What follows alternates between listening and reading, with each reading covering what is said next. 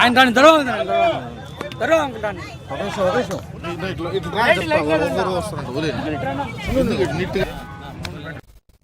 విజయనగరం రాజీవ్ నగర్ కాలనీలోని శ్రీ పైడితల్లి అమ్మవారి చదురుగుడి ఆలయ ప్రథమ వార్షికోత్సవ వేడుకలు 3 రోజులుగా ఘనంగా నిర్వహిస్తున్నారు.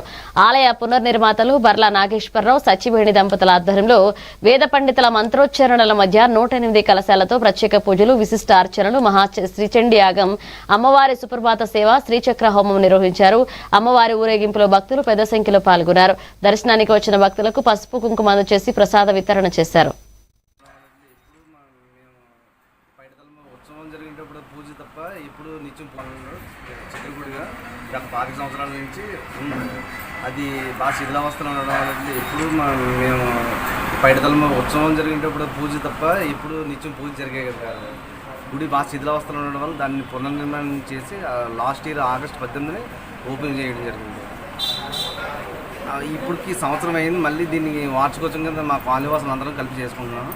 ఈ గుడి అంటే మాకు యాక్చువల్లీ రాజనగర్ కాలనీలో 4000 నుంచి 6000 జనాభా మధ్యలో ఉంటారు. ఈ జనాభాకి ఎవరికి ఇక్కడ గుడి నిత్య పూజ మన రాజనగర్ కాలనీ 28వ వార్డులో ఉన్న చదురుగుడి పైడితల్లమ్మవారి గుడిలోని ప్రథమ వార్షికోత్సవం సందర్భంగా నిన్న సాయంత్రం నుంచి కోలాటాలతో అమ్మవారిని ఊరేగింపుగా తీసుకొచ్చి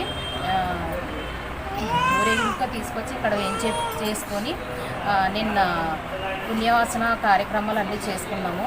తర్వాత ఈరోజు ఉదయం అమ్మవారికి అభిషేకం చేసుకుని 108 కలశలతో అభిషేకం చేసుకొని స్నపనలకు పసుపు కుంకాలు తాంబూలాలు ఇచ్చుకున్నాము.